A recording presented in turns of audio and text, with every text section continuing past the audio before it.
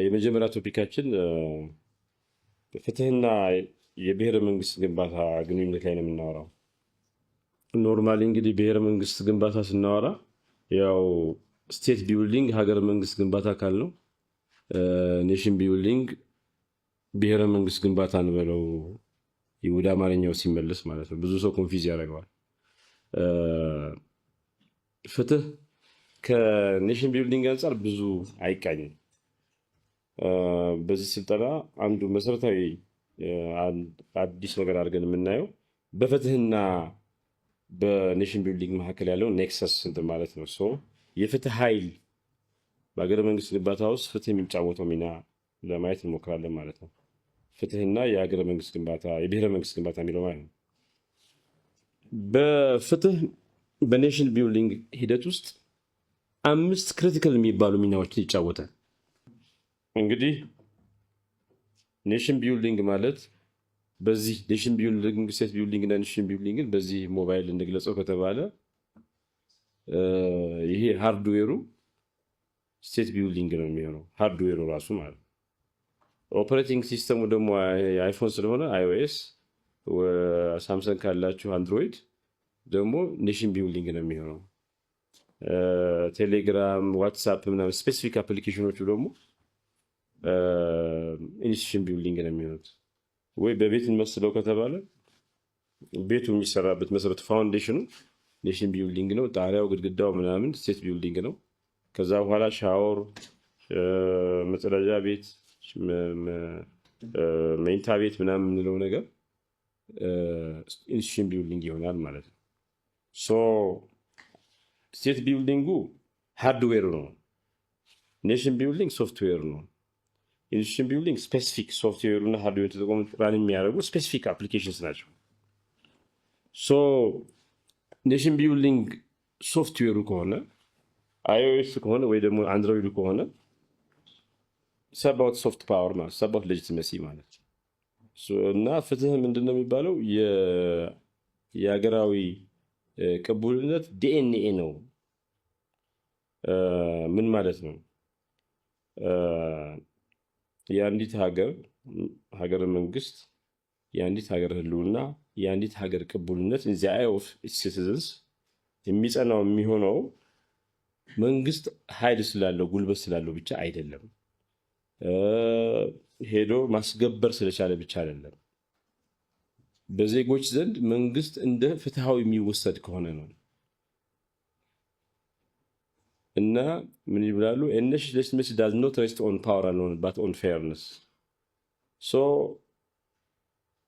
ዜጎች ለፍትህ ተደራሽ ሲሆኑ አሉ ለሌለበት ሁሉንም እኩል ለሚያይ የፍትህ ስርዓት ሲጋለጡ ከመንግስት ጋር ይተባበራሉ፣ ህግ በገዛ ፈቃዳቸው ያከብራሉ፣ እንደዚሁም አገራዊ ተቋማትን ከጥቃት ይከላከላሉ። ፍትህ ከሌለ ግን ብን በጣም ዴሞክራሲያዊ የሚባለው ሞስት ፕሮግሬሲቭ የሚባለው ህገ መንግስት የወረቀት ነብር ሆኖ ነው የሚቆየው ማለት ነው። አኮርዲንግ ቱ ዚስ ፍትህ የሚባለው ነገር ቅንጦት አይደለም፣ የቅቡልነት ያለው መንግስት መንፈስ ነው። ኢፍ ኔሽን ቢልዲንግ ስቴት ቢልዲንግ እና ኔሽን ቢልዲንግ ለምንድን ነው ሀገራት መካከል አንዱ ያደገው አንዱ ወደኋላ የቀረው ተብሎ እንትን ሲል 2 ፋክተር ያወጣሉ። አንዱ ፋንዳሜንታል ሪዝንስ የሚባል አለ፣ ሁለተኛው ፕሮክሲሜት ሪዝንስ የሚባል አለ። ዋና ፋክተር አለ፣ ሁለተኛ ፋክተር አለ። ፋንዳሜንታል ሪዝን ሀገራት እንዲያድጉም ወይ ደግሞ ወደኋላ እንዲቀሩ የሚያደርጋቸው ፋንዳሜንታል ሪዝን 3 ናቸው ይላሉ የዘርፉ ምሁራን። አንደኛው ጂኦግራፊ ነው፣ ሁለተኛው ኢንተርናሽናል ትሬድ ነው፣ ሶስተኛው ኢንስቲትዩሽን ቢልዲንግ ነው ይላል። የፕሮክሲሜት ሪዝንስ ደግሞ ኢኖቬሽን ምናምን ነው፣ ፋንዳሜንታል ሪዝን አይደለም። ኢንስቲትዩሽን ቢልዲንግ አሁን ደግሞ አሲሞግሉ ምናምን ሲሸለሙ it is a confirmation that institution building is a meta reason, the macro reason behind those who are prospering and those that are failing to do so. ኢንስቲትዩሽን ቢልዲንግ ጂኦግራፊንም እንትንም ጠቅልሎ ይዘዋል፣ ኢንተርናሽናል ትሬድን ማለት ነው። እና እያወራን ያለ ነው ሀገራት እንዲወድቁ እንዲነሱ ወደፊት እንዲገሰግሱ ወይ ወደ ኋላ እንዲወድቁ የሚያደርገው ምክንያት የብሔረ መንግስት ግንባታ ተቋም ግንባታ እዛው ስላለ ነው። ይሄ ብሔረ መንግስት ግንባታ እንዲሳካ አንዱ ኢምፖርታንት ክሪቲካል ሚና ሊጫወት የሚችለው የፍትህ ስርዓት ነው ማለት። ብሔረ መንግስት የሚባለው ደግሞ አሁን የኢትዮጵያ ብሔረ መንግስት ግንባታ ምን አንድ ማሲሞ ሞራቲ የሚባል ሰው የኢታሊያን ይሰድ ጣሊያን ኮንትሮል በጦርነት ይሄን ጋሪባልዲ ምናምን የሚባሉት ሰዎች ጦርነት አድርገው የአሁን ኢታሊ አዝ ኢት ኤግዚስት ናው አሁን ያለውን ቴሪቶሪ ሲይዙ ለመጀመሪያ ጊዜ ነው እንግዲህ በታሪክ ጣሊያን የምትባል ሀገር አልነበረችም።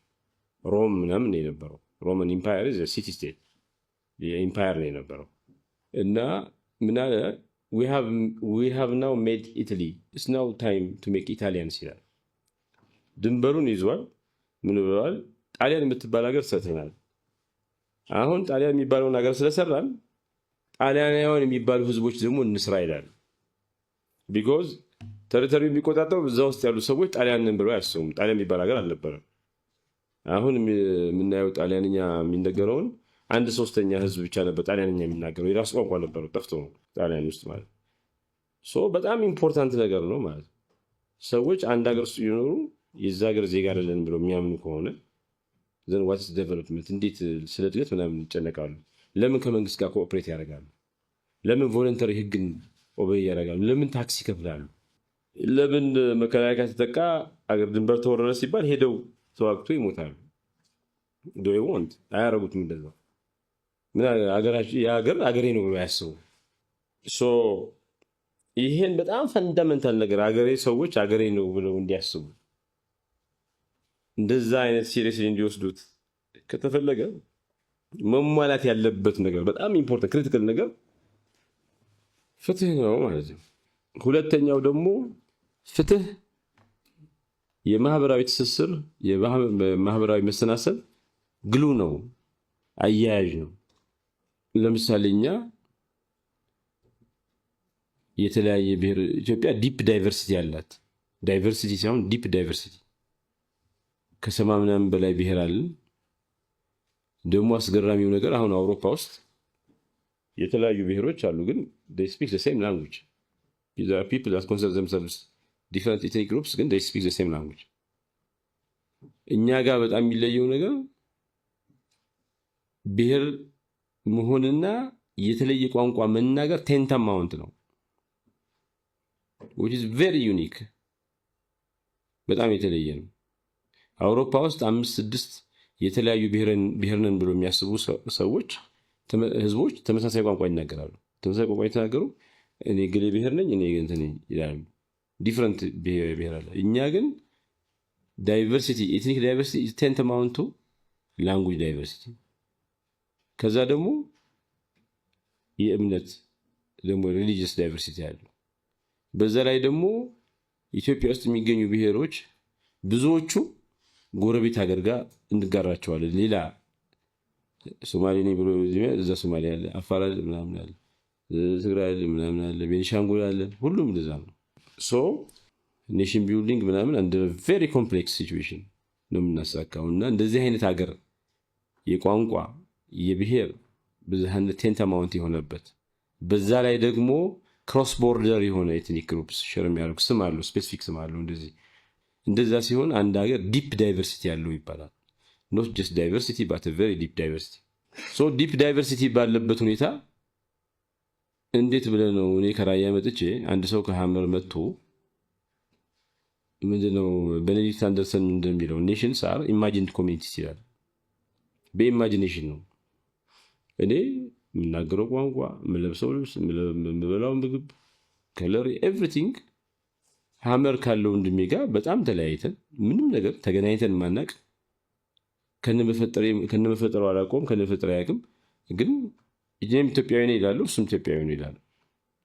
ስሩ አወር ኢማጂኔሽን ዊ ሃቭ ሼርድ አንድ እውነት ኢትዮጵያዊነት የሚባል እውነት ማለት ሶ እንደዚህ ዲፕ ዳይቨርሲቲ ባለበት ሀገር ውስጥ እንዴት ተብሎ ነው እውነትን መጋራት የሚቻለው? ሳትተዋወቅ፣ ሳትገናኝ፣ በቋንቋ ሳትግባባ፣ በሃይማኖት ተመሳሳይ ሃይማኖት ሳይኖርህ እና ደግሞ ከአንተ በላይ የሚቀርበው ሌላ ተመሳሳይ ቋንቋ የሚናገር ተመሳሳይ ሃይማኖት ያለው ምናምን ጎረቤት ሀገር እያለ ሌላ ሰው ከአንተ ጋር አንድ ሀገር እንዲመሰርት እንዴት ይወስናል? እዚት ኢቨን ፖስብል ቴዎሬቲካሊ ራሱ ጀርመንና ፈረንሳይን የመሰረቱት ህዝቦች እንግዲህ ጀርመንና ፈረንሳይ በጣም ተጠላልተው አንደኛና ሁለተኛው ዓለም ጦርነት ያመጡ ህዝቦች ናቸው። they hated each other so much that they caused two devastating world wars።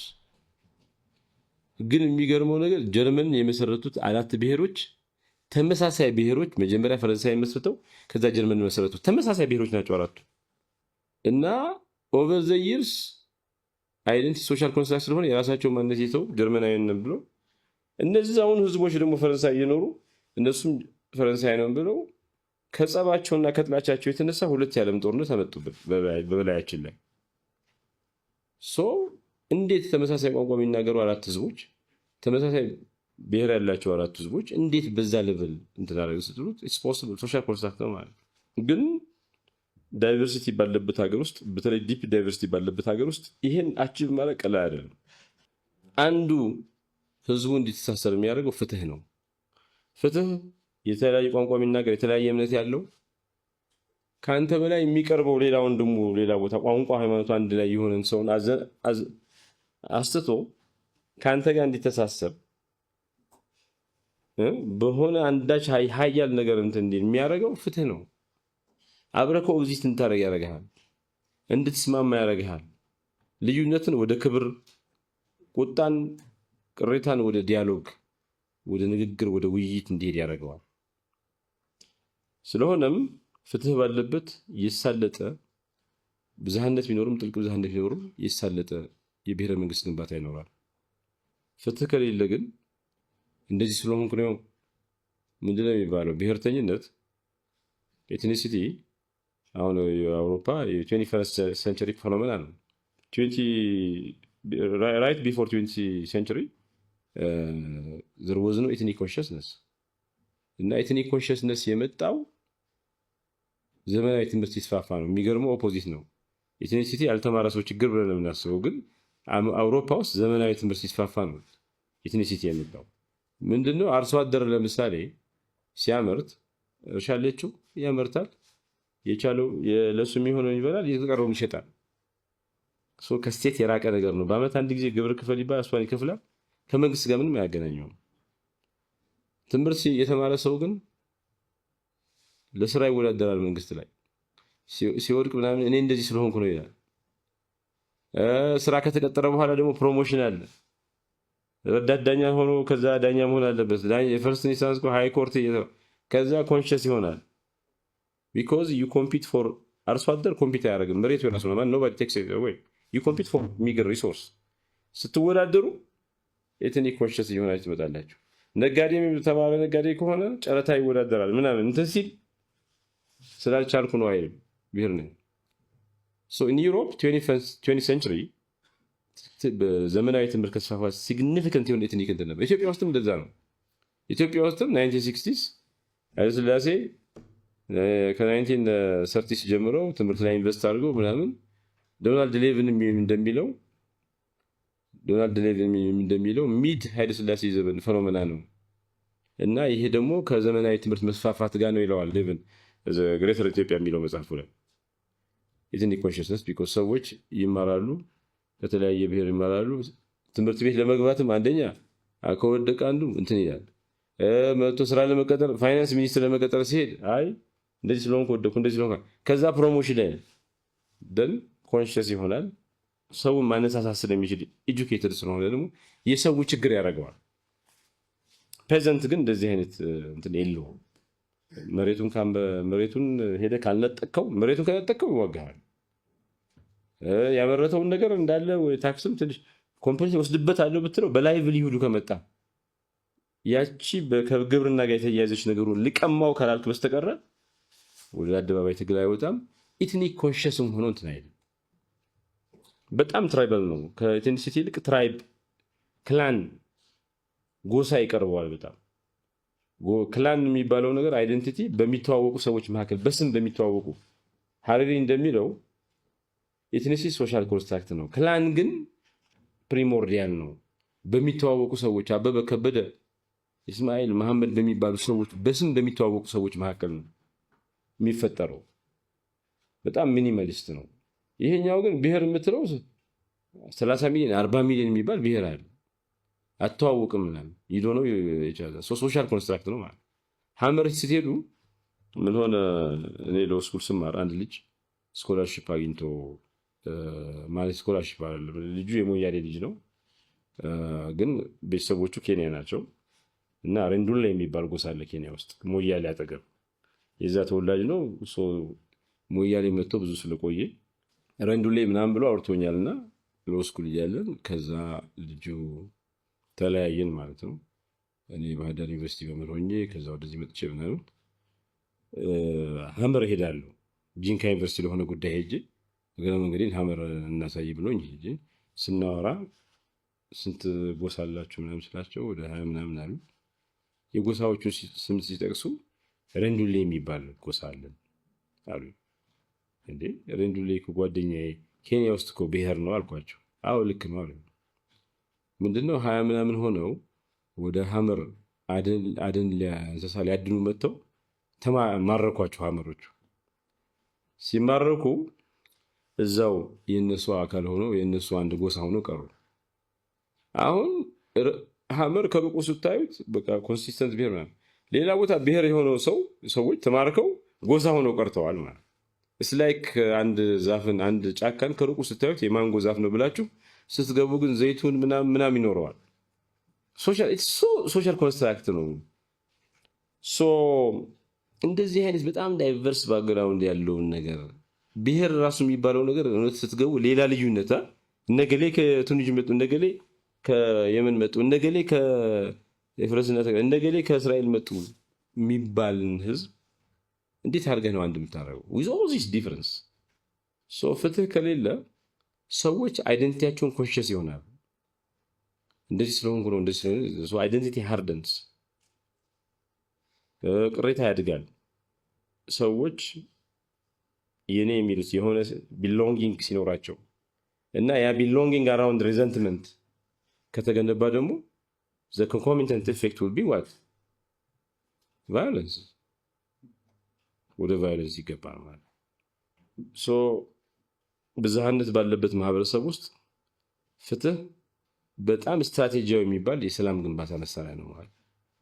when you deliver justice you are not በፐብሊክ ፖሊሲ ፐርስፔክቲቭ ነው ከተባለ you are not just የሁለት ሰዎች ጸብ እንትን እያረክ አይደለም። ሮናልድ ኮዝ ምንድን ነው የሚለው?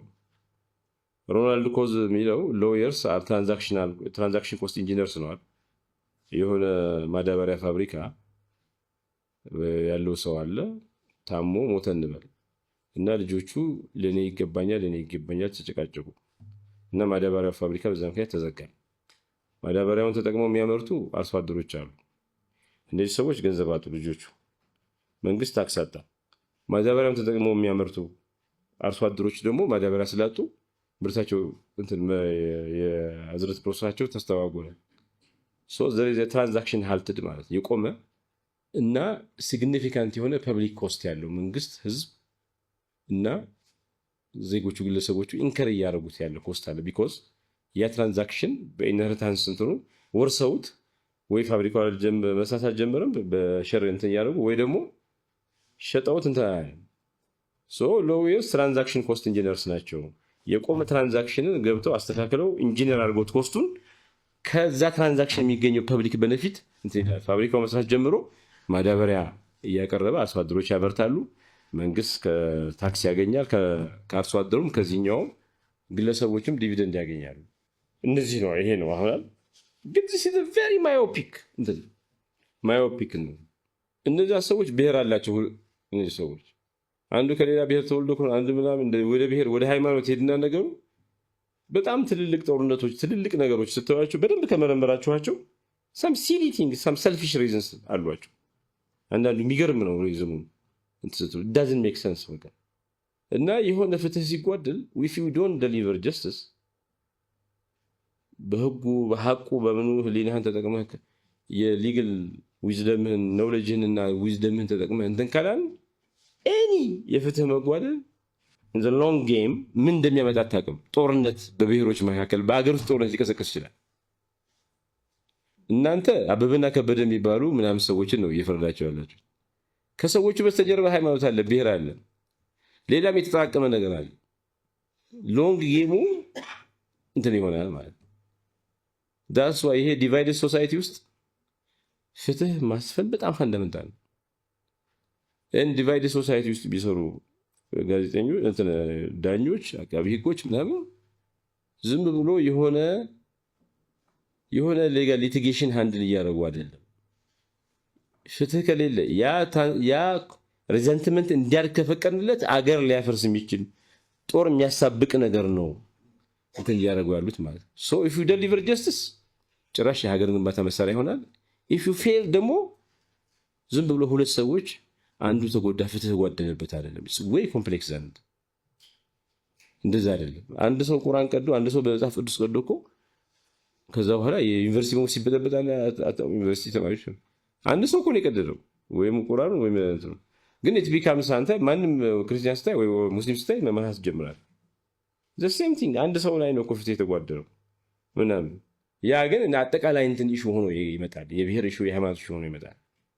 ሶ በዛ ሌቭል እናንተ ሀገር ገንቢዎች ናችሁ ማለት ነው። ኔሽን ቢልደር ናችሁ። እንደገና ፍትህ ደግሞ የኢኮኖሚ እድገት አሳላጭ ነው። ፍትሃዊና ሊተገበር የሚችል ህግ ኮንትራትን፣ ፕሮፐርቲ ራይትን፣ ሌበር ራይትን እንትን ይጠብቃል። እንደዛ ሲኖር ደግሞ ዌር ዩ ሃቭ ኮንትራክት ኢንፎርስድ፣ ፕሮፐርቲ ራይትስ ፕሮቴክትድ፣ ሌበር ራይትስ እንትን ዘንድ ኢንቨስተር ይስባል፣ ኢንተርፕረኖችን ይስባል። ታለንት ያላቸው አቅም ችሎታ ያላቸው ሰዎችን ገበያው ይስባል። ሀገሪቱ ውስጥ ፍትህ ከሌለ ግን በሙስና በኢንፎርማል ማርኬት በብሬን ድሬን ጭራሽ ያለህን ነገር ታጣለህ እንኳን ልታገኝ። ማንም የውጭ ሀገር ኢንቨስተር ፍትህ በማይገኝበት ሀገር ውስጥ ፍትህ በገንዘብ በሚገዛበት ሀገር ውስጥ ኢንቨስት ማድረግ አይፈልግም። አንድ ሄርናንዶ ደሴቶ የሚባል ሰውዬ ዘ ሚስትሪ ኦፍ ካፒታል የሚል መጽሐፍ አለው። እንደገና ዘ አዘር ፓዝ የሚል መጽሐፍ አለው እና ዘ ሚስትሪ ኦፍ ካፒታል ምን ይላል? ዋይ ካፒታሊዝም ትራይምፍስ ኢን ዘ ዌስት ኤንድ ፌልስ ኤቭሪዌር ኤልስ ይላል። ካፒታሊዝም ስዊዘርላንድ ደሴቶ እንደሚለው ስዊዘርላንድ ሀገር ካፒታሊዝም አርሊ ከእንግሊዝ ቀጥሎ በጣም በከፍተኛ ደረጃ ያደገ ሀገር ነው። እንትን ያደረገው ሞደርን አኩሙሌሽን ኦፍ ካፒታል ስዊዘርላንድ የጀመረው በሶስት ምክንያት ነው ይላል። አንደኛ ፋንክሽኒንግ ፕሮፐርቲ ራይትስ ሲስተም መጣ። ሰዎች ንብረት ስታፈሩ ይጠበቅላቸዋል። ንብረትን ስትሉ ዝም ብለህ ሰርተህ የሆነ መንግስት አይቀማህም፣ የሆነ ጉልበተኛ አይቀማህም። ፕሮቴክሽን ተበጀ። ፕሮፐርቲ ሲስተም የሚባል ነገር መጣ። ሶ they have every reason ሰርተው ከሰሩ ከደከሙ ገንዘብ ካገኙ ንብረት ካገኙ ንብረታቸው ይጠበቅላቸዋል። ጭራሽ ንብረታቸው በውርስ ይተላለፋል ለልጆቻቸው። ኢንሄሪታንስ ምናምን የሚባል ነገር መጣ። ሰዎች በዛ ምክንያት ካፒታል አክሙሌት ለማድረግ እንዲነሳሱ፣ ንብረት አክሙሌት ለማድረግ እንዲነሳሱ አደረጋቸው። ግን ይሄ ፕሮፐርቲ ሲስተም ብቻ አይደለም። ሁለተኛው ዘ ኤመርጀንስ ኦፍ ሊሚትድ ሊያቢሊቲ ነው። ሊሚትድ ሊያቢሊቲ የሚባለው ይሄ ሌጋል ፊክተስ እንትን ራሱን የቻለ ካምፓኒዎች ራሳቸውን የቻለ ሰው ሆነው መከሰስ በስማ መበደር ሲችሉ ሪስኩ ዲቫይድድ ሆነ። አሁን አንድ ሰው ሶል ፕሮፕራይተር ያለ ካምፓኒ ቢኖረው ባንክ ሄዶ ቢበደር ቢከስር ንብረቱ በሙሉ ሙልጭ ተደርጎ ይሸጥበታል። ምንድነው በእኔ በራያ አባባል አይንዋና ይባላል። አይንዋናህን አስይዘህ ነው እንትን ብትለው ብትከስር ሁሉ ነገር ዜሮ ነው የምትሆነው። ናው ቤትህን የግል ቤትህ ምናምን አይነካብህም። ዩ ቴክ ሞር ሪስክ ማለት እና የአውሮፓ አንጥረኞች አንጥረኛ ሆነው አልቀሩም። ከአንጥረኝነት ወደ ምን ሄዱ? ወደ ዘመናዊ ፋብሪካ እነ መርሴዲስ ምናምን ትሬስ አድርጓቸው ብላክ ስሚዝስ። የእኛ አንጥረኞች አንጥረኛ ዛሬ እንደረሰው ነው ሲቀሩ because we never had a truly capitalist revolution. የነሱ ደግሞ down the line in 16th century the emergence of limited property rights capitalist revolution they experienced 300-400 years ago. so limited liability የሚባለው ነገር ባይኖር ኖሮ ስዊዘርላንድ የካፒታሊዝም ኢንፍራስትራክቸር አይኖራትም ነበር።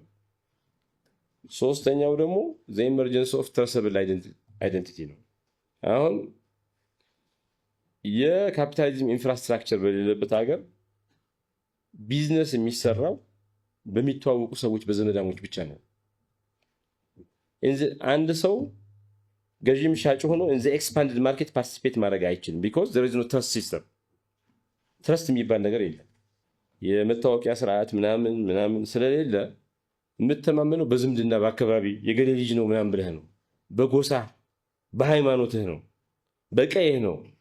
እና ቢኮዝ አንተን እኔ ሳታቀኝ ውል ተዋውለን ምንም ሳታቀኝ ስለኔ የሆነ ስለአንተ የሚያስረዳ ነገር አላገኝም።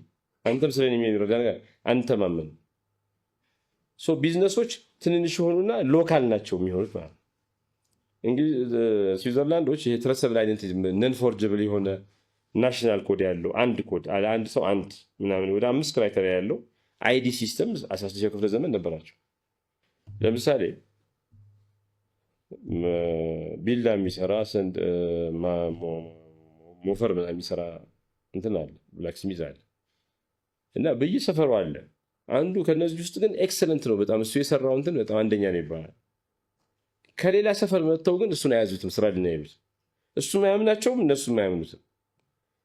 መጥፎው ከገበያ ያወጣን ከመጥፎ ጋር ስራ ጥሩ ብላክስሚዝ ያጋጠመው እንትን እድለኛ ሆኖ ይሰራል እንጂ መጥፎው እየወጣ ከገበያ እየወጣ እየከሰመ ጥሩ እየበላው እንትን እያደረገ አይሄድም። ሁሉም ኮኤግዚስት ያ ጥሩም ጥሩ ስሙ ይነሳል፣ ጎበዝም ይባላል፣ የገሌ ነው ምናምን ይባላል። መጥፎም ገበያ ያለው አውሮፓ ውስጥም እንደዚህ ነበረ። እንግዲህ ጥሩ ቢላ የሚያመርተው ጥሩ ሰንጢ የሚያመርተው ጥሩ ሞፈር የሚያመርተው ያኛውን እየበላ የመጣው ትረሰብል አይደንቲቲ ሲስተም ሲመጣ ነው። አርሶ አደሩ ገሌ ጥሩ ነው ሲባል ከወረዳው ተነሱ 5 ወረዳ አልፎ ማዘዝ ጀመረ። ስለዚህ ጥሩ ሰንጢ ያምራች ምናምን ሆነ። ያን ገንዘብ ተጠቅሞ አትስኬል ስለሚያመርት ያን ተጠቅሞ የመኪና ፋብሪካ ምናምን ውስጥ ገቡ ማለት ነው። እኛ ጋር ትረሰብል አይደንቲቲ እነዚህ ሶስቱ ከህግ ጋር ይገናኛሉ። ትረሰብል አይደንቲቲ has to do with law, emergence of property rights has to do with law, and limited liability. The emergence of limited liability has to do with law.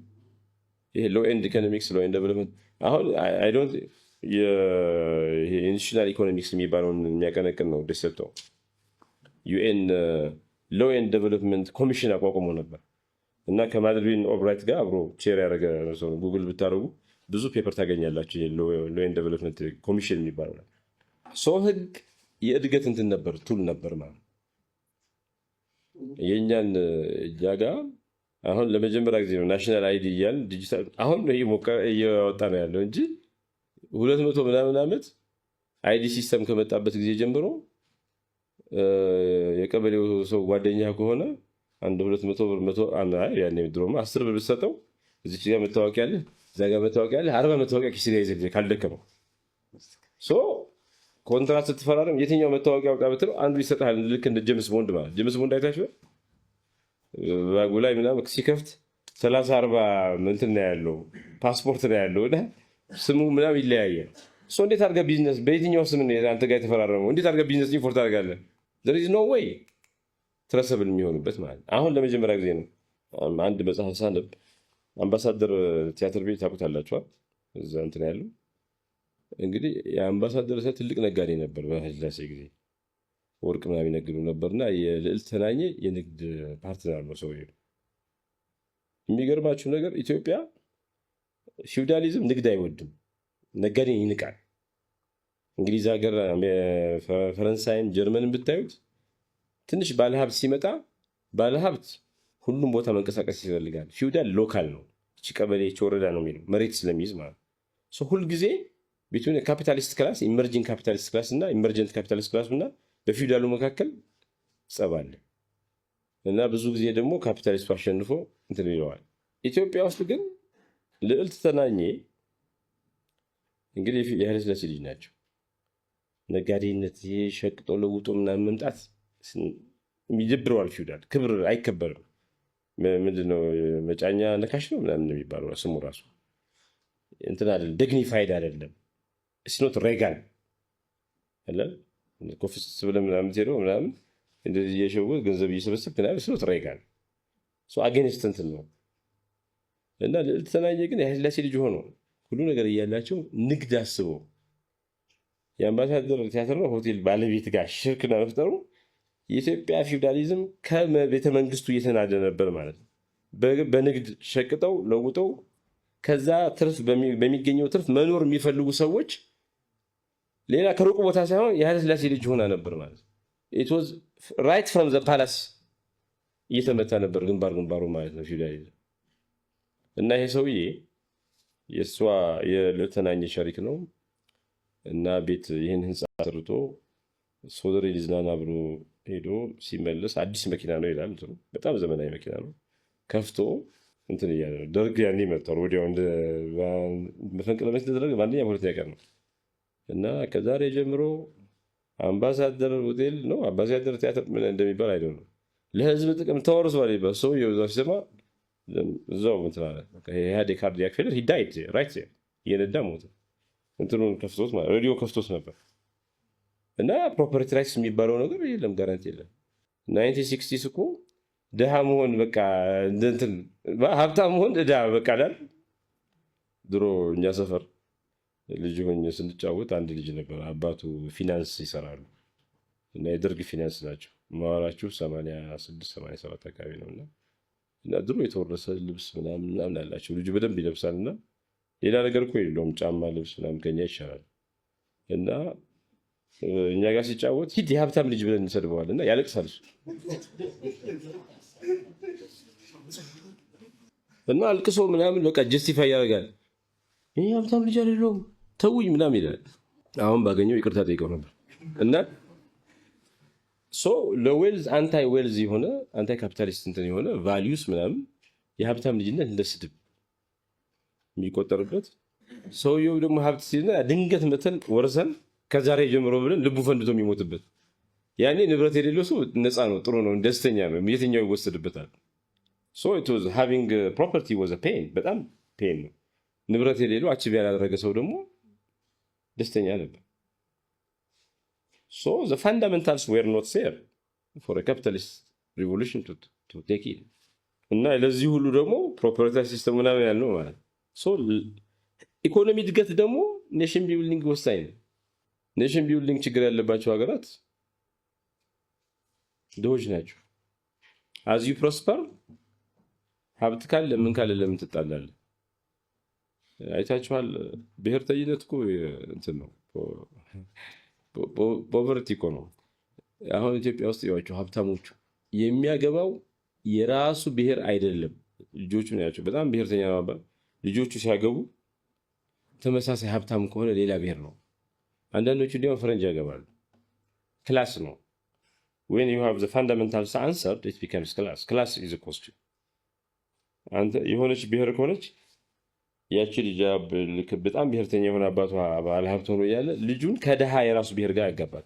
ኧረ ንብረቴ እንትን ሊል ነው የሚለው ከሌላ ብሔር ሀብታም ጋር እና ክሮስ ኢትኒክ ያዋቸው ሀብታሞቹ ወሬት ማተርስ በጣም ማተር የሚያደርገው አሁን እንግዲህ የአንድ ሰው እውነተኛ ትዳር ምርጫ ላይ በጣም ማተር ያደርጋል። ሰው ማንነቱ የሚገለጥበት ነገር ነው ማለት እያወራ ስለ ብሔር።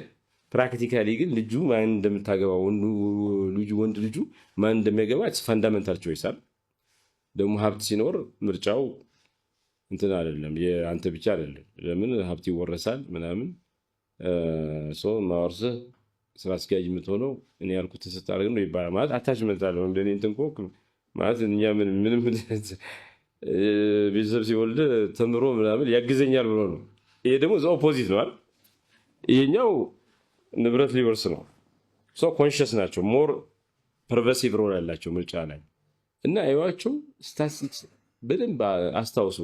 ዳኞች ስለሆናችሁ ብዙ ሰዎች ሊመጡ ይችላሉ። አስታውሷቸው፣ ቴክኒካል ፕሮፋይል አድርጉት። የሚጋባው ምናምን ውሸት ነው። ከዛ ውጭ በክላስ ነው የሚጋባው። የራሱን ብሔር ድሃ አያገባም። የሌላ ብሔር ሀብታም ነው የሚያገባው። ሀብታም ድሃ ለድሃ ነው። ሰፈርም ይውታውን በሰፈር ይኸው ድሃው አንድ የብሔር ፓተርን ያላቸው ሴትልመንቶች አሉ አዲስ አበባ ውስጥ። ላርጅ ላይ የለም። አዲስ አበባ በጣም የሚለየው አሁን ሁሉም ከተማ የሀብታምና የድሃ ሰፈር አለ። ኤኒ ሲቲ ኤኒዌር ኢን ዘ ወርልድ ጎ አዲስ አበባ በጣም ይለያል። እቺ ሳር ቤት ቦሌ ምናምን የምትሉትም ብዙ የመንግስት መኖሪያ አለ። ግን ሀብታምና ድሃ አብሮ ነው የሚኖረው። ዩኒክ የሆነ ማለት ዩኒክ የሆነ ከዛ ደግሞ ጀንትሪፊኬሽን የለውም። ይሄ ዳውንታውንና እንትን ሰበርብ የለውም። ዳውንታውን እዛው መኖሪያ ምናምን እዚያ ፒያሳ አሁን ፒያሳ እዛው ዋናው ዳውንታውን የምትለው እዛው ድሃው ይኖራል፣ ሀብታሙ ይኖራል፣ እዛው ቢዝነስ ይሰራል። ሶስት ዲፍረንት ፓተርን ከሌላ አርባናይዜሽን ፓተርን ማለት እና ኢኮኖሚ እድገት ለምሳሌ ምን ይባላል? ሪሊጂየስነስ ፌዝ ምናምን የኢኮኖሚ ሀብታም የሆኑ ሀገራት ላይ በከፍተኛ ደረጃ ነው የቀነሰው። ቤተክርስቲያኖቹ ባር ነው የሆኑት፣ ባር ሆነዋል። ጎት ዩሮፕ በጣም ኮፊ ሃውስ ባር ሆነዋል። ድህነት ላይ ደግሞ ድሃ ስትሆን ፈጣሪ ዛሬ ቀን ዝናብ ካልዘነበ ሞት ነው። ስለዚህ አላህ እያልክ ፈጣሪ እያልክ ነው የምትለው። በጣም እንትን ነው፣ ዲፔንደንት ነው። when you are rich, when you are economically እንትን you feel like you can do a lot of things። እና ኢኮኖሚ እድገት ሲመጣ ኔሽን ቢልዲንግ በጣም ወሳኝ ሁኔታ ይፈጠራል። ኔሽን ቢልዲንግ ይጠናቀቃል። ግን ኢኮኖሚ እድገት እንዲመጣ መጀመሪያ ፍትህ ያስፈልጋል። ያለ ሊጋል ኢንፍራስትራክቸር፣ ያለ ፍትህ ስርዓት ካፒታሊስት አብዮት የሚባለው ነገር ፕሪሪኩዚት ነው። It's only those countries that were able to put in place a functioning justice system, a functioning legal infrastructure that were able to bring about a successful capitalist revolution, and without which is almost impossible for any country to undertake capitalist revolution at scale. So አራተኛው ፍትህ ሲኖር በመንግስትና በህዝብ መካከል፣ በተቋማትና በህዝብ መካከል ትምምን ይሰፍናል። የፍትህ ተቋማት የመጨረሻ ግብ ምንድን ነው? የመጨረሻ ግብ የፍትህ ተቋማት አልቲሜትን ኦብጀክቲቭ ምንድን ነው? ተቋሞቹም በህዝብ ዘንድ የሚታመኑ የሆነበት ሀገር ምንም ዊዛውት ኤኒ ዳውት ሳክሰስፉል ኔሽን ቢልዲንግ ውስጥ ነው የሚገባው። ሰው ፍርድ ቤትን ሲያምን፣ የህግ አስፈጻሚ ተቋማትን ሲያምን፣ ክርክሮቹን፣ ልዩነቶቹን በሰላም ይፈታል። ወንጀል ሲኖር ይጠቁማል፣ ያጋልጣል፣ ግብር ይከፍላል። መተማመን የሚባለው ትምምን የሚባለው ነገር የማይታይ መሰረተ ልማት ነው። መንግስትነት የሚባለው አስተዳደር የሚባለው ነገር ተሸክሞ ወደፊት የሚወስድ ነው እና ሃይ ትረስት ሌጋል ሲስተም የሚባሉት እንደነ ስካንዲኔቪያን እንደነ ሲንጋፖር ሀገሮች በጣም ከፍተኛ የሆነ ትምምን ስርዓት ያላቸው ሀገራት፣ ከፍተኛ የሆነ ጂዲፒ ያላቸው፣ ከፍተኛ የሆነ የትምህርት ተደራሽነት ያላቸው፣ their violence level is very low። ይሄ ደግሞ ተቋማቱ የሚታመኑ ከሆነ ሰው ተቋሜ ነው፣ የኔን መብት ያስከብራል፣ ጉልበተኛ መጥቶ መብቴን ሲጥስ ይዳኘኛል፣ አለ ይለኛል፣ ከጉልበተኛ ይከላከለኛል ብሎ ሲያም ተቋሞችን ሲያስብ ተቋሞችን ያምናል። ለተቋሞቹ ያመነ በተቋሞቹ አመኔታ ያለው ህዝብ ደግሞ ሰው ደግሞ ምን ይላል? ሀገሩን ይቀበላል። ለሀገሩም እንደዛ ነው። አፍተር ኦል የተቋሞቹ ድምር ነው አይደል? ገቢዎች ምናምን ፍርድ ቤት ምናምን ብለን ደምረን ነው ሀገር የሚሆነው አይደል? መንግስት የሚሆነው እነዚህ ድምር ነው። ተቋሞቹን ኢንዲቪጁዋሊ ካመነ መንግስትን ያምናል፣ መንግስትን ካመነ ሀገርን ያምናል። ፍትህ ደግሞ የሀገሪቷን አሻራ ይወስናል። ምን ይባላል? ሀገራት የሚታወሱት አቅም የሌላቸው የኔብጤዎችን በሚያስተናግዱበት መንገድ ነው። እውነትን፣ ፍትሃዊነትንና ይቅር መባባልን ከፍ አድርጎ የሚሄድ የፍትህ ስርዓት የአንድን ትውልድ ብቻ ሳይሆን ያለፈውና የመጪውን ትውልድ ከበሬታና አመኔታን ያገኛል። በአንጻሩ ይሄን ማድረግ የተሳነው የፍትህ ስርዓት ወይም እንደ መሳሪያ ጥቅም ላይ የዋለ የፍትህ ስርዓት ሲኖር ሲቪክ ሚሞሪ የሚባለው የዜግነት ትውስታ የሚባለው ነገር ይፈርሳል፣ ይጠፋል። በመሆኑም አገራዊ አንድነት፣ አገራዊ ማንነት የሚባለው ነገር ይሸረሸራል እና ምን ይባላል? Justice is the story a nation tells its people about what it values and what it punishes። ፍትህ ማለት አንዲት ሀገር ለህዝቦቿ የምትናገረው ሆኖ የትኛውን እንደምትፈልግ የትኛውን እንደማትፈልግ የትኛውን እንደምታበረታታ የትኛውን እንደምትቀጣ የምትናገረው ትርክት ነው ይላል። ድሃውን ከቀጣኸው ገንዘብ የሌለው ከቀጣኸው ፍትህ በገንዘብ ከተገዛ that will be the legacy of the nation። የፍትህ ስርዓቱ ሌጋሲ አይደለም፣ የሀገር ሌጋሲ ነው የሚሆነው፣ የትውልድ ሌጋሲ ነው የሚሆነው። እገሌ የሚባል ዳኛ እንደዚህ ያደረገ አይደለም የሚባለው፣ ወይ ደግሞ አሁንም ጠቦ የፍትህ ስርዓቱ እንደዚህ ያደረገ አይደለም የሚባለው። ሀገር እንደዚህ ያደረገ ነው የሚባለው፣ ትውልድ እንደዚህ ያደረገ ነው የሚባለው። በጣም ኮንሲኩዌንሱ አክሽኑ አንድ ሰው ነው የሚያደርገው፣ ኮንሲኩዌንሱ ግን ዋይደር ነው በጣም። ፍትህ ሳይኖር ሲቀር ሙስና፣ ፖለቲካል ቫዮለንስ፣ የኢንቨስትመንት መቀዝቀዝ፣ ብሬን ድሬን፣ ማህበረሰባዊ መንፈራቀቅ፣ ማህበራዊ መንፈራቀቅ፣ የሶሻል ፍራግሜንቴሽን እና የመንግስት ተአማኒነት እና ቅቡልነት መሸርሸር ይመጣል። በድምሩ ኔሽን ቢልዲንግ ይጎዳል ማለት ነው። የብሔረ መንግስት ግንባታ ጥያቄ ምክንያት ውስጥ ይገባል፣ ይጎዳል ማለት ነው። ፍትህ የብሔረ መንግስት ግንባታ ምርጫ ነው። it's a choice about nation building። ስለሆነም ፍትህ ኦቶማቲክ አይደለም፣ ዝም ብሎ ራሱ የሚመጣ ነገር አይደለም። ከኔ በላይ እንደምታውቁት ፍትህ እንዲመጣ ከተፈለገ ፍትህን የሚያዋልድ ስርዓት ስትራቴጂያዊ በሆነ መንገድ አስበን ዲዛይን ማድረግ አለብን። ፍትህ እንዲመጣ ከተፈለገ ተቋማዊ በሆነ መልኩ ተቋማዊ የሆነ አሰራር ጥበቃ ሊደረግለት ይገባል። ፍትህ እንዲመጣ ከተፈለገ ፍትህ እንዲወለድና እንዲያድግ የሚያደርግ ተቋማዊና አገራዊ ባህል ያስፈልጋል፣ ልምምድ ያስፈልጋል። ዊዛውት ዊች እንደማይመጣ። ስለሆነም ፍትህ ሀገራዊ መሰረተ ልማት ነው።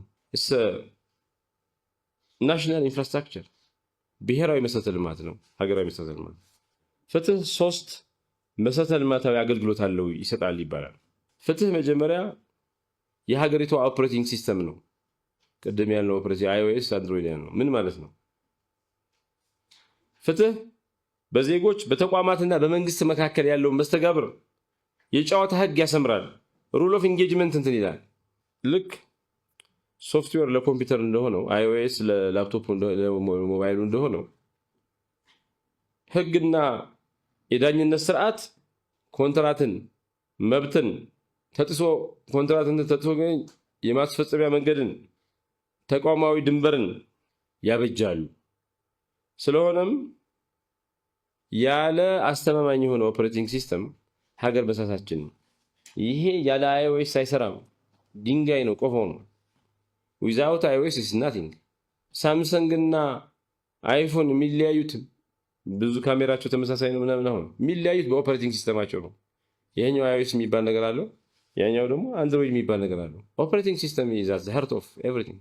and ፍትህ ኦፕሬቲንግ ሲስተም ይሆናል ማለት መንግስትን፣ ተቋማትን፣ ሰውን ያቀናጃል።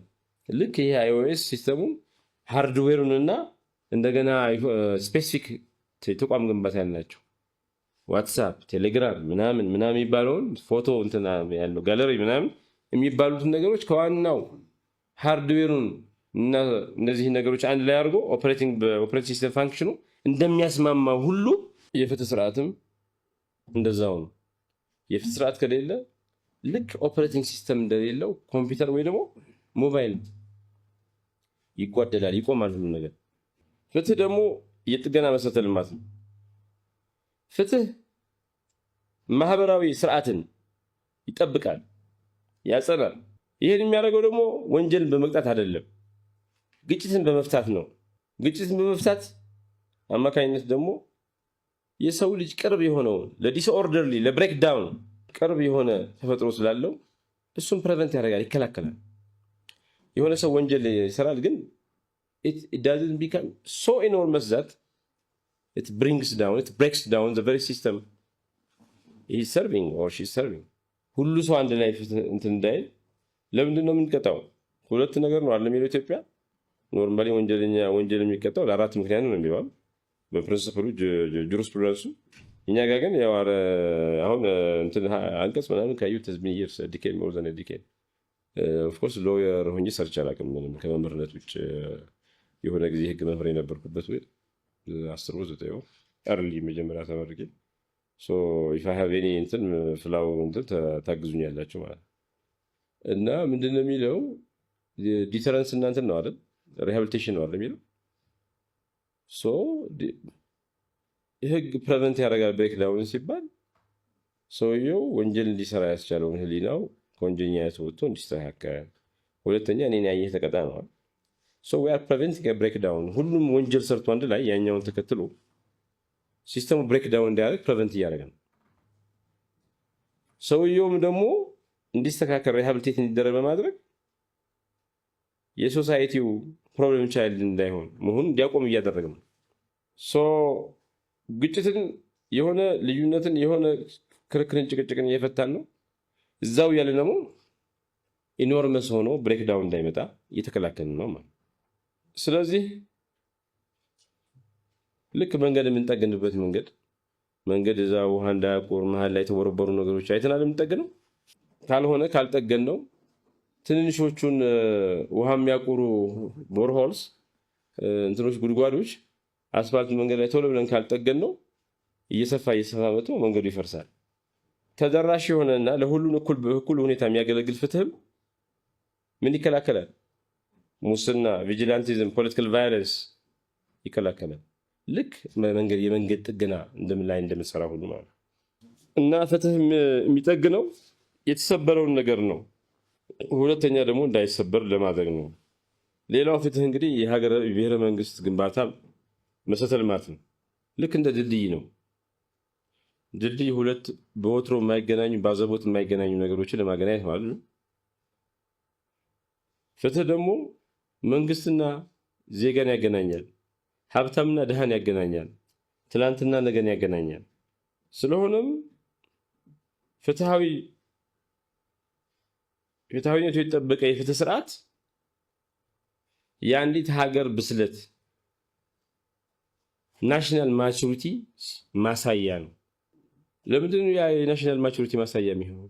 ሀገራዊ ብስለት ማሳያ የሚሆነው ህዝቡ፣ የሀገሬው ሰው፣ ግለሰቦቹ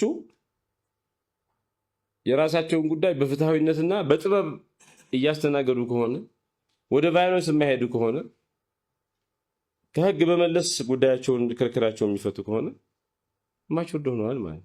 ስለሆነም ፍትህ የሚታይ የሚታመን እና በየቀኑ የሚኖርበት ነገር ሲሆን የሀገራዊ አንድነትና መተማመን አምድ ይሆናል፣ ፒላር ይሆናል ይላሉ። ሀገር ይህን ስትረሳስ ልክ እንደ ዌመር ጀርመን ትሆናለች። ልክ በቀኝ ግዛት ወቅት የነበረችው አፍሪካ ትሆናለች። ወይም ደግሞ ድህረ አፓርታይድ ደቡብ አፍሪካ ትሆናለች። ፍትህና መሰረተ ልማት እናወዳደር። መንገድ ምንድን ነው? ሰውን እቃን ምናምን ጉዞ ያሳልጣል አይደል? መንገድ ሳይኖር ሲቀርስ መንፈራቀቅ፣ መለያየት፣ መገለል፣ አይዞሌሽን ይመጣል። ኢኮኖሚ ባለበት ይቆማል። መብራትስ ለምንድን የምንፈልገው? ይሁን ነገር ለማምረት ነው አይደል? ለማምረት መብራት ያስፈልገናል። መብራት ሳይኖር ሲቀርስ መብራት ይቆራረጣል፣ ብላክአውት ይኖራል፣ ኢንዱስትሪ ይቆማል፣ የምንሰራው 8 ሰዓት ብቻ ይሆናል። ሽፍት ምናምን የሚባለው ነገር መብራት ከመጣ ሆነ ይቻላል። የፍትህ ስርዓትስ የሚያንቀሳቅሰው የሚያሸጋግረው ነገር ፍትሃዊነትና መብትን ነው። ያኛው ሙቭመንት ኦፍ ጉድስ ኤንድ ፒፕል አናል this is movement of fairness and rights። ፍትህ ከሌለስ ሙስና፣ ኢምፒዩኒቲ፣ አጉራ ዘለልነት ይሰፍናል። so as much as roads and power grids are infrastructure, national infrastructures, so is justice in every sense of the term። እና ምን ይባላል? justice is a public service without which all other services fail። ፍትህ የህዝብ አገልግሎት ነው። ፍትህ ደግሞ የሌሎች ህዝብ አገልግሎቶችን ውጤታማነት ወይ ውድቀት ይወስናል። ፍትህ ከሌለ ሌሎች የህዝብ አገልግሎቶችም አብረው ይወድቃሉ ነው። Nations are not built on roads and ports alone, but on promises kept and wrongs righted። ሀገር የሚገነባው በመንገድና በወደብ ብቻ አይደለም። ሀገር የሚገነባው በተጠበቁ እውን በሆኑ ቃል ኪዳኖችና የተሳሳተ ነገር ባረምነው ልክ ነው። የተሳሳተ ነገር በማረም ነው። ኢትስ ላይክ ኢንፍራስትራክቸር ነው። ፍትህ የሀገራትን ከፍታ ወይ ውድቀት ወስኗል። ፍትህ እንዴት እንደነበር ነው አክሮስ ኤጅስ። በጥንታውያን ኢምፓየሮች ጊዜ ፍትህ የንጉሳውያን መሳሪያ ነበረ፣ የተማከለ ቁጥጥር ነበረ። ስለሆነም ውጤቱ ፍትህ ባለበት ቦታ መረጋጋት አለ፣ ፍትህ በሌለበት ቦታ ደግሞ አመፅ አለ። በመካከለኛው ጊዜ ደግሞ ፍትህ ተዋረድ ነበር፣ ሃይራርኪካል ነበር። ፍትህ ብዙ ጊዜ አይሰፍንም ነበር። በዚህ ዘመን ግን ፍትህና ሞራል ላይ አይቶ ሞራላዊ ስለሆነ ፍትሃዊ ባይሆንም ሞራላዊ ነው ጉዳይ ይባላል። በዚህ ዘመን ፊውዳል ስርዓት ቆሞ የቀረበት አርሶ አደሩ ደግሞ የሚያመጽበት ዘመን ነበር። ኢንላይትመንት የሚባለውስ የአውሮፓ አብዮት ዘመንስ ምን ነበረ? ፍትህ የሚባለው የዜጎች መብት እና ምክንያታዊ መርህ ተደርጎ ተቀመጠ። ስለሆነም ፍትህ የአብዮቶችና የዘመናዊ መንግስታት ግንባታ ስረ መሰረት ሆኖ አገለገለ። በቅኝ ግዛት ወቅትስ ፍትህ ለቅኝ ገዢዎች ብቻ አገለገለ። የአገሬው ህዝብ ቀኝ ተገዢው ደግሞ ሳብጀክት ሆነ፣ የሚገዛ ቁስ አካል ሆነ። ስለሆነም አመፅ፣ አልገዛም ባይነት፣ የነፃነት ንቅናቄዎች እንደ አሸን ተበራከቱ። በዘመናዊ ዲሞክራሲስ ፍትህ መብት ላይ የተመሰረተ ቅቡልነት ነው ተባለ። ስለሆነም መተማመን፣ ኢንቨስትመንት፣ የዜጎች ተሳትፎ፣ ፍትህ በሰፈነበት ቦታ ሁሉ ተስፋፉ። ሜጀር የሆኑ ሂስቶሪካል ነጥቦችን እኒ ኬዞችን እኒ ስቶሪስ እኒ ለምሳሌ የሮማን ሪፐብሊክ ሆኖ ጀመረ፣ ኢምፓየር ሆነ፣ ከዛ ፈረሰ። እንደምታውቁት የሮማን እንትን ህግ አውጥቶ ይሄ 12 ቴብልስ የሚባለው የህግ ስርዓት የመጀመሪያው ዘመናዊ የህግ ስርዓት ነው። ኢምፓየሩ እየተስፋፋ ሲመጣ፣ ግዛቱ እየተስፋፋ ሲመጣ ፍትህ በኩል የሚዳረስ ነገር አልሆነም። የልሂቃን ቅርጽ የያዘ ሰው ስልጣን ያላቸው ሰዎች ፍትህ ያገኛሉ፣ የሌላቸው ሰዎች ደግሞ ፍትህ ያጣሉ። ሮማን ኢምፓየር በጣም አስገራሚ ነው። ይሄ ዘ ራይት ቱ ፕሮፐርቲ የሚባለው ነገር፣ የንብረት ባለቤትነት መብት የሚባለው ነገር ዘ ራይት ቱ ዲስትሮይ ዋንስ ፕሮፐርቲ ነበረው። ኢት ፋርፌችድ ኢትሰልፍ ማለት አንድ ሰው የንብረት ባለቤት የሆነ ሰው ንብረቱን የማውደም መብት ነበረው እና ሀሪሽ ኢንዲቪጁዋሊዝም ይሉታል። የኢንዲቪጁዋሊዝሙ ሀሪሽ ሆኖ አንድ ሰው ቤቱ ከሆነ ቤቱን የማቃጠል መብት ነበረው። ችግሩ ቤቱ ሲቃጠል የራሱን ቤቴ ነው ብሎ ሲያቃጥለው ንፋስ ወደ ሌላኛው ቤት ይወስደዋል እሳቱን እና ሌላውን ቤት ያቃጥላል። ቤቴ ነው ብሎ ሲያቃጥል ሚስቱን ልጁን አያናግርም፣ ያው ወንድ ስንት ሲሆን እና የሚወርሱት ህፃናት ምናምን አፌክት ማድረግ ጀመረ። ከዛ በኋላ የንብረት ራይት ቱ ፕሮፐርቲ የማጥፋት ዲስትሮይ የማድረግ መብትና አያካትትም የሚል ሰው በጣም ራዲካል የሆነ ራይት ፕሮፐርቲ እንትን ስርዓት የነበረው ነው።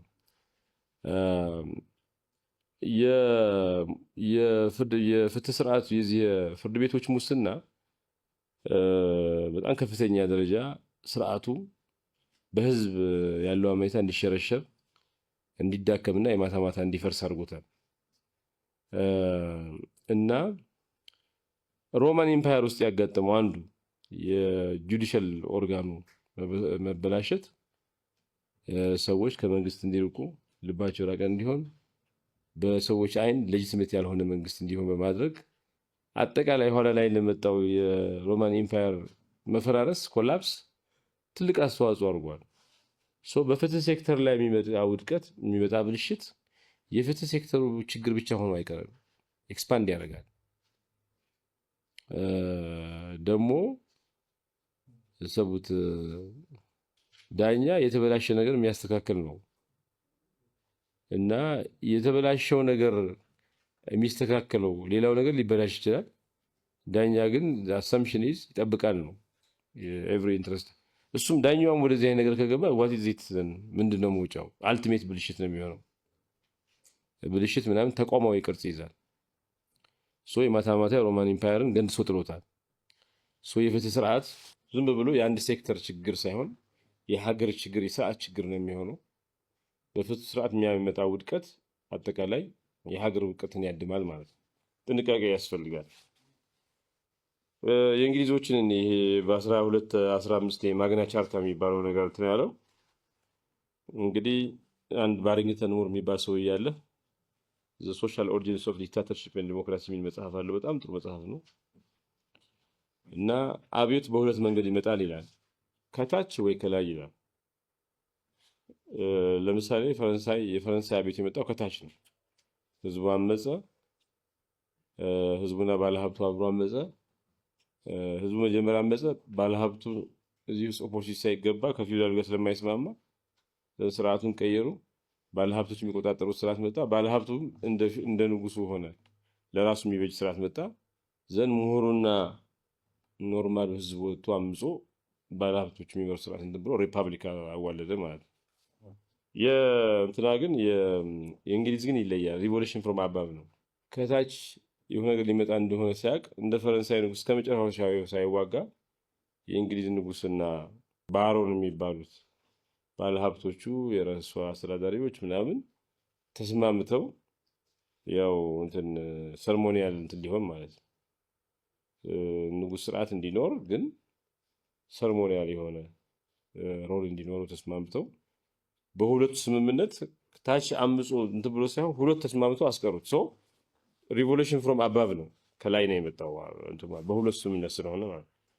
ስለዚህ ማግና ቻርታ የሚባለውን ነገር ፈረመ እና ይሄ ዘመናዊ ህገ መንግስታዊ ፍትህ የሚባለውን ነገር የህግ የበላይነት የሚባለው ነገር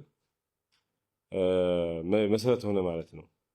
ይሄ ፍትህ የመጣው ንጉሱ አማራጭ ስላልነበረው ነው። ኖቤል እንደ ፈረንሳይ ንጉስ፣ አሁን ፈረንሳይ የንግስና ስርዓት የላትም። ለውጡን ስላልተቀበለ ሂ ሎስት ኤቭሪቲንግ የፈረንሳይ ንጉስ ማለት ነው። ይሄኛው ደግሞ ስለተቀበለ እንደ በፊቱ አይነት ስልጣን ባይኖረውም ንጉሱ ከፊል ስልጣን ይዞ እንትን አደረገ ማለት ነው። ይሄ ለመኖር ሲል ፖለቲካል ሰርቫይቫል ሲል ፍትህ መጥቷል ማለት ነው። የእንግሊዝ መነሻ ኢቮልቭ ያደረገው የፍትህ ስርዓት አውቶ ፖለቲካል ሪያሊዝም የመጣ ነው ማለት። ቅድም የተናገርኩት የፍሬንች ሬቮሉሽን 1789 ፍትህ ህዝቡ ፈለገ፣ እኩልነት፣ ነፃነት እና ወንድማማችነት አለ እና ፍርድ ቤቶቹ አቢዝ ያደረጉ ስለነበሩ ይሄ አሪስቶክራቲክ እንትን ፍትሃዊ ያልሆነ የታክስ ስርዓት የግብር ስርዓት ስለነበረ አመፅ ተቀሰቀሰ። እናም ያ አመፅ ወደ ቫዮለንስ እንትን አለ። የመጀመሪያ የፍትህ ጥያቄ የነበረው የፍትህ ጥያቄ ያቀጣጠለው አብዮት ወደ ኦቨርኦል ቫዮለንስ እና ኮላፕስ ሄደ እና የፍትህ ጥያቄም ቢሆን ተቋማት ከሌሉ ያን የሚሸከሙ ጠንካራ ተቋማት ካልገነባ ለፍትህ ሲባል የተጠየቀው ጥያቄ ወደ ውጥንቅጡ ወደ ወጣ መልክ ወደ ሌለው ክራይሲስ ምናምን ሊያስገባ ይችላል ማለት ነው። ላይክ ሊቢያ፣ አሁን ሊቢያውያን they demanded justice what happened አሁን ጋዳፊ በስልጣኑ ይላሉ without institutions የፍትህ ፍላጎት ጠንካራ ተቋም ሆኖ እሱን የሚያሳካ ኢንሽናል ስትሬንግዝ ስለሌለው ምኞታችን ብቻ ፍትሃዊ የሆነ ማህበረሰብ እንዲገነባ ምክንያት ላይሆን ይችላል። ምኞት ብቻ ዊሽ ሊስት ነው የሚሆነው።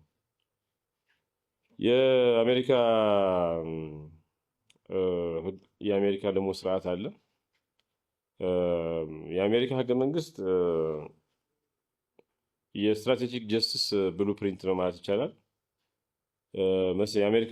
የአሜሪካ መስራቾች እውነተኛ አንድነት የሚባለው ነገር ያለ በደንብ የወጣ ተደራጅቶ የወጣ ህግ እንደማይቻል አውቀዋል። የመንግስት ስልጣን መለያየት፣ ይሄ ሴፓሬሽን ኦፍ ፓወር፣ የቁጥጥር ስር ቼክስ ኤንድ ባላንስ፣ ቢል ኦፍ ራይትስ እንዲወጣ አድርገዋል። ግን እንደዛም ሲሆን የባርነት ስርዓት ነበረ፣ ሴቶች ተገለዋል እና ስለ ፍትህ ስለተናገርክ ብቻ ፍትህ መጥቷል ማለት አይደለም። ስትራክቸራሊ ፓወርፉል ሊሆን ይችላል የፍትህ እንትኑ፣ ግን ሲስተሚካሊ ኤክስክሉሽነሪ ሆኖ ደግሞ ሊመጣ ይችላል።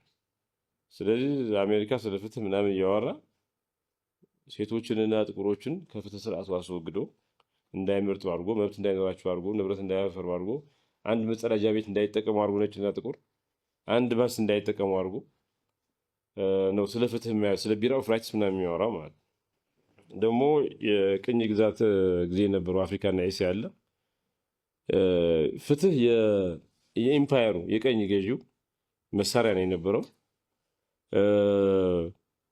ቀኝ ገዢዎቹ በሚገዙት ሀገር የራሳቸውን ፍርድ ቤት የራሳቸውን ሕግ አስተዋውቀው የፍርድ ቤት ስርዓቶቹ ፍርድ ቤቶቹ የቁጥጥር ሜካኒዝም የፍትህ ሳይሆን በሚገዙት ሳብጀክት በሆኑት ህዝቦች ላይ ስርዓታቸውን እንዲያጸኑ ምክንያት ሆነዋል። ሀገር በቀል የፍትህ ስርዓት ምናምን